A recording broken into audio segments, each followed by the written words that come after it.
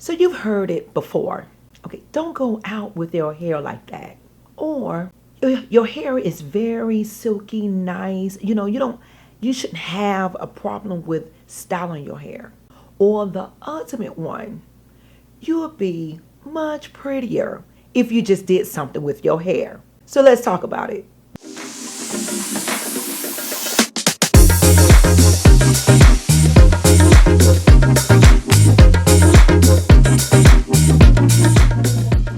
Love, I'm Morale Ocain, trichologist, master cosmetologist, founder of the Hair Debate, and author of 7 Love Languages of Hair. So today, we're going to have a conversation that many of us have lived through, but rarely talk about: generational hair trauma. You know what, love? I can't ever say that I felt ashamed of my natural hair texture. Not so much of the texture, but that thinness. Oh my God. I've never had that thick hair. And so I remember, during the summer, let me just start there. And, the girls that would get in the pool and hair all wet and hanging down. And there was my thin hair, just, it was just there. It was short. You had the guys that would jokes and comments, and you had the girls that were just going through and pulling their hair back and swinging it back and forth. And so, yeah, I was not confident at all. My mother would make comments, and you know what? It was not so much of the comments that my mother made. My mother was not that hair girl. She was not good in styling hair. And so, it was, I had all of these little bitty plaits on my head, or she would, I don't know what to do. Or coming up, I had the Jerry curl.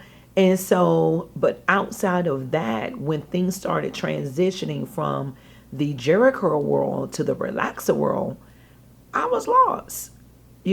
I was lost.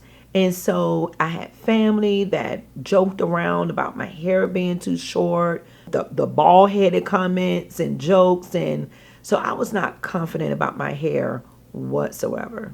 So generational hair trauma tends to follow us in our life. It affects us when we are young. It can come from different directions. It can come from family members, friends, family. But now it affects us in the sense of our confidence. And so it's how we show up, not only how we show up for ourselves, how we show up amongst others, how we present ourselves. So generational hair trauma can also show up as resentment.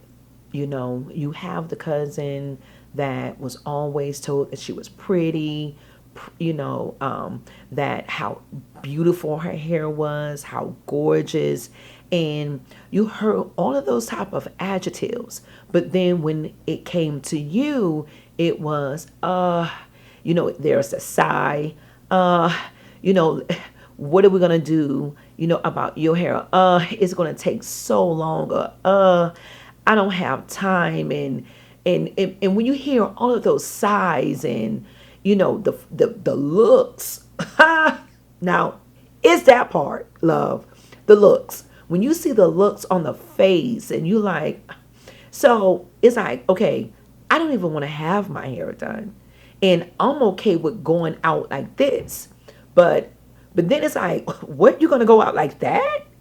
But your cousin, it takes her 2 minutes flat. She has that ponytail, nice and smooth. It's all the smiles. And then you wonder, well, the relationship between you and that cousin is not as tight. When you go to work and when your coworkers, when they're having a conversation with you and you see their eyes go up and you're like, okay, what is it about my hair? Or when you're at that meeting and you need to now voice your opinion and the first thing you think is, then use that good edge control this morning. Oh, I've been sweating. These edges not happening today. Not speaking up. and you missed that chance. So, love, how we internalize these beliefs can definitely impact how we care for our hair. So, let me just give you an example. You're thinking that my hair, so now you're one who have heard all your life that, you know, natural hair is not the look for you. Natural hair is really hard, or that's not a professional look.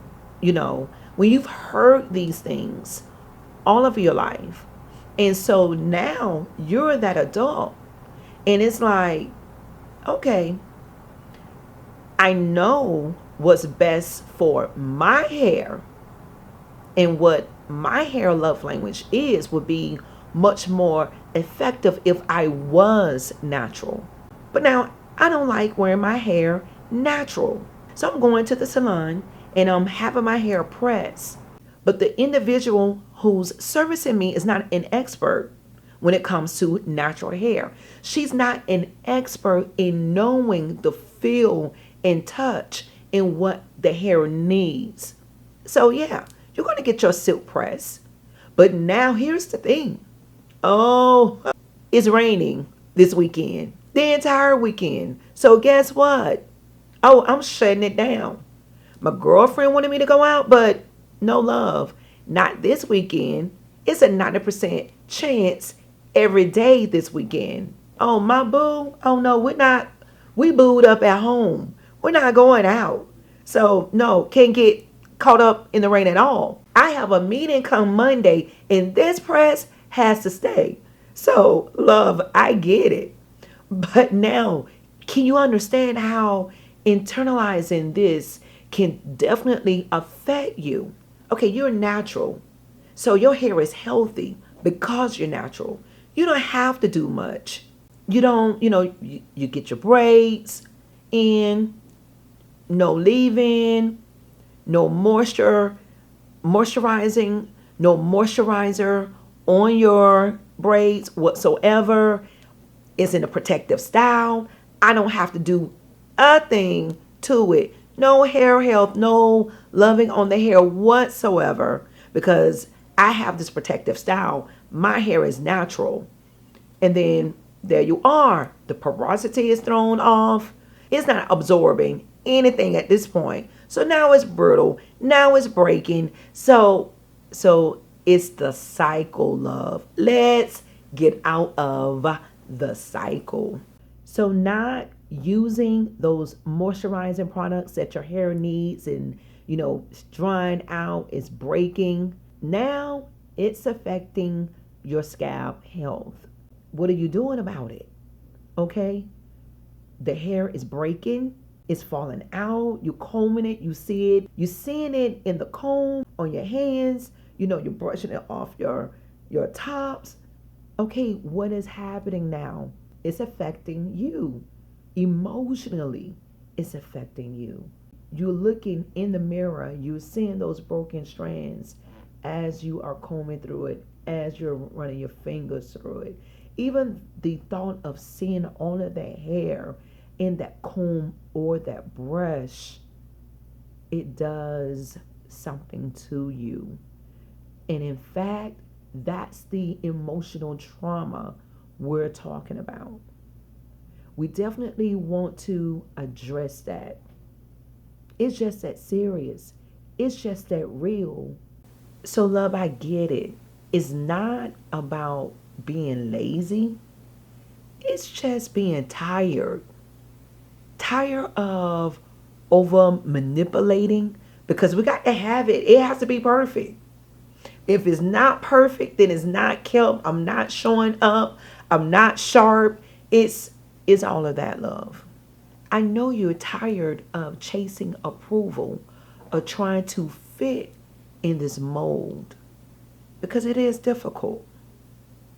It just the time in the day. How many days are you putting in the time for you to not have a strand out of place? They can't develop an edge control that can hold your hair down and mow it down. For me, it's that got to be with a edge control brush. And I'm going taking the fingers, have to manipulate my, it's all of that. And then we got to keep it in place. Grab that blow dryer. So love, the hair trauma, speak it. Say it out loud like you proud, okay? The hair trauma literally stops with me. The beliefs, it stops with me. Let's get to the root of it. Literally, let's make peace with it at the roots, literally and emotionally. All the negativity that you speak about your hair stops here. I tell my clients that, like, this is how it was designed and developed. You have to love on your hair. Girlfriend is hearing you speak to her. What are you saying? What hurtful words that you heard that you are now repeating to yourself, and you're wondering why your hair is responding to it. You're talking to your hair and saying things that you wouldn't say to a friend, but you're going to speak it over yourself? Love, that's what we are talking about. Debunking these things. We're not bringing into the new. So let's say this. Who taught me this? And do I and am I going to continue to believe it? So now, if you are raising children, especially daughters, they're watching.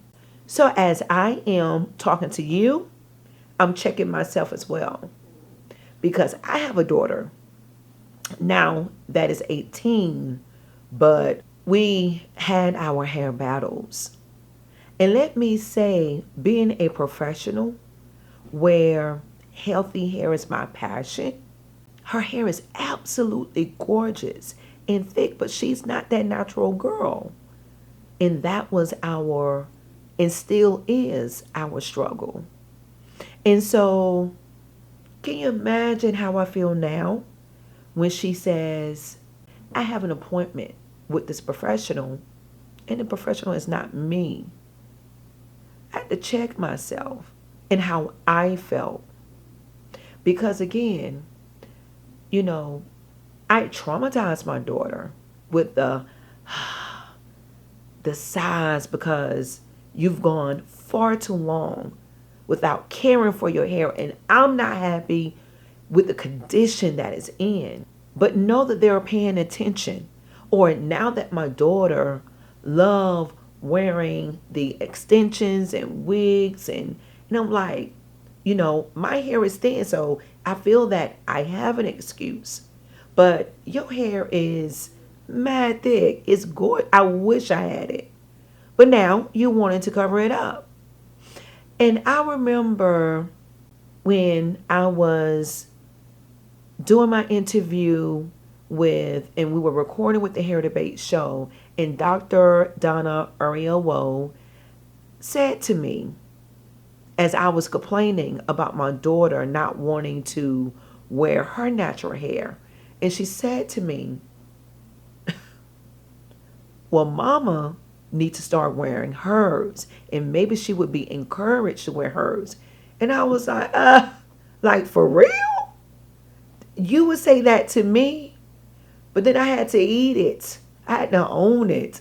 Did not feel good, but truth is truth. So we now know that we have to speak differently about our hair, about our texture, understanding that our daughters are watching us, mimicking us. Understand that your healing teaches them that they don't have to have perfect hair or that they don't have to have perfect hair to earn your love. So celebrate your textures as they celebrate theirs. Teach them that. And let them see you embrace and love on you, and your hair will encourage them to love on themselves and their hair. And how about this? you guys learn what your hair love languages are together. It could be the same, or definitely don't be surprised if it is different. But the fun is identifying and learning together. So, love, let me leave this with you. Hair trauma is real. You are allowed to unlearn, you are allowed to rewrite your hair story, and you are allowed to heal. That process starts with you in making and confirming that decision. So, love, now that we've talked about it, I want to hear it from you. Did you hear some things about your hair that you had to unlearn as an adult? So, comment below or answer in the poll or DM the word unlearn on Instagram at The Hair Debate. So, know that this is more than an episode, love. This is a movement. Okay, so let's rewrite our hair stories together. And again, this is Morale Ocain with The Hair Debate, the platform where we debunk, debate, and discover all things hair. Thank you for joining today's episode of Rooted. Visit moraleocain.com. Follow us on all social media at The Hair Debate and at Morale Ocain. Don't forget to like and share.